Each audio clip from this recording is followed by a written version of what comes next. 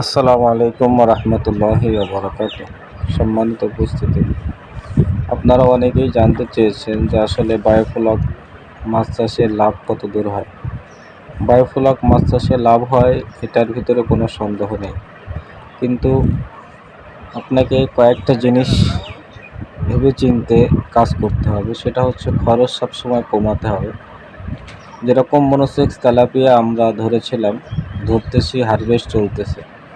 এখন এই যে মনোসেক্স তেলাপিয়া যে আমরা এই পর্যন্ত যা হচ্ছে, তার মানে 7টা 8টাই কেজি, 6টাই কেজি, মাথারগুলো 3টা 4টা এরকম, 3টাই কেজি সাধারণত।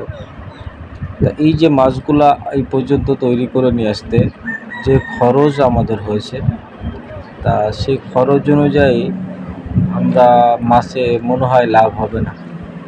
কারণ মনোসেক্স যে তেলাপিয়া ছিল, এই তেলাপিয়ার শীতের ভিতরে ছাড়া ছিল। সেই সময় তো মাছ খুব বেশি একটা বাড়ে নাই।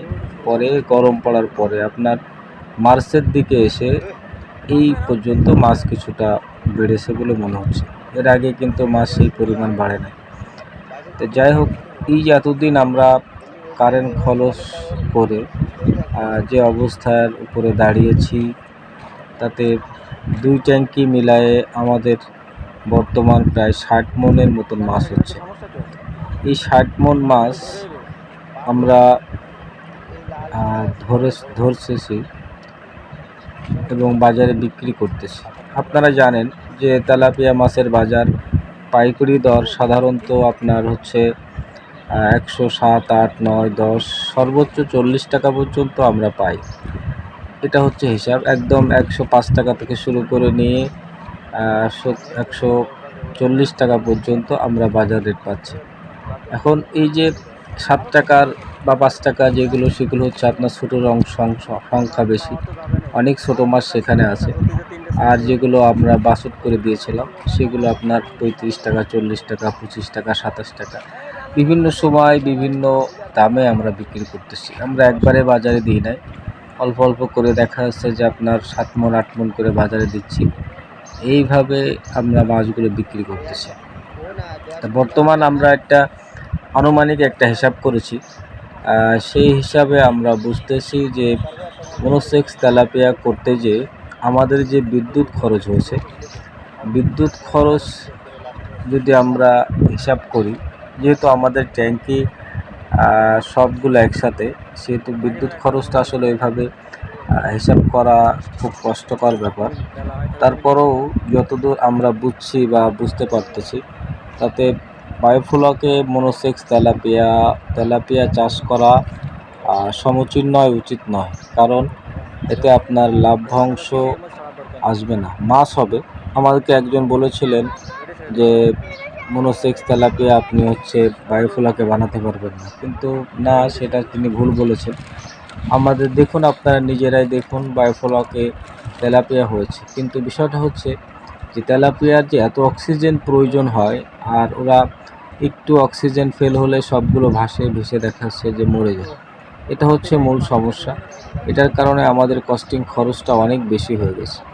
তা আমরা যে তেলাপিয়া মাছ এবার চাষ করেছি, আমাদের এই তেলাপিয়া মাছে এবার লাভ হয়নি, একদম টোটালি লাভ হয়নি। আর এটা হচ্ছে মূল ব্যাপার, লাভ হয়নি মোটেই। এখানে লজ্জা শরমের কিছু নাই, কারণ আমার লাভ লসের টাকা আপনি দিবেন না, আমিও আপনাকে দিব না। সত্য কথা বলতে, আমাদের মনোসেক্স যে তেলাপিয়া, ধরেন আমরা শীতের ভিতরে ছেড়েছি, প্রায় 6-7 মাস আমরা একাধারে এই মাছটিকে রাখলাম।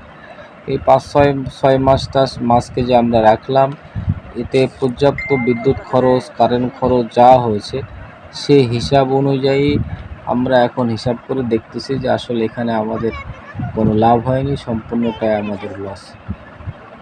তেলাপিয়ায় আমাদের লস হচ্ছে। আমাদের আগে আমি বলেছিলাম যে কই মাছে আমাদের লস হয়নি, লাভ হয়েছে, কিন্তু তেলাপিয়া মাছে আমাদের লস হচ্ছে। কারণ হচ্ছে যে আমরা তেলাপিয়া মাছের বাজার যেরকম দাম, যদি আমরা দেখা যাচ্ছে আর একটু কিছু 15 টাকা 20 টাকা বাজার যদি বেশি পেতাম, তাহলে হয়তো বা লস হতো না, কিন্তু মাছের বাজার কম হওয়ার কারণে লস হয়েছে। আর তেলাপিয়া মাছ এর থেকে বেশি দাম হওয়াটাও খুব সমীচীন নয়, বেশি দাম হবে বলে মনে হয় না। এই জন্য সম্মানিত উপস্থিতি, আপনারা যারা বায়োফ্লক মাছ চাষ করতে চান, আমি আপনাদেরকে বলবো তেলাপিয়া মাছ কিছু রাখেন, কিন্তু মূলত দামি মাছ বায়োফ্লকে চাষ করতে হবে। তাহলে ইনশাআল্লাহুল আজিজ আল্লাহ তাআলার রহমতে দেখবেন যে আপনার বায়োফ্লক আপনাকে লস করাবে না, আপনাকে অন্তত দিয়ে যাবে। এটা হচ্ছে আমি আশাবাদী। তো যাই হোক, আমাদের সকলের জন্য দোয়া করবেন, আমরাও আপনাদের জন্য দোয়া করি। ভালো থাকবেন, সুস্থ থাকবেন। আসসালামু আলাইকুম ওয়া রাহমাতুল্লাহি ওয়া বারাকাতুহু।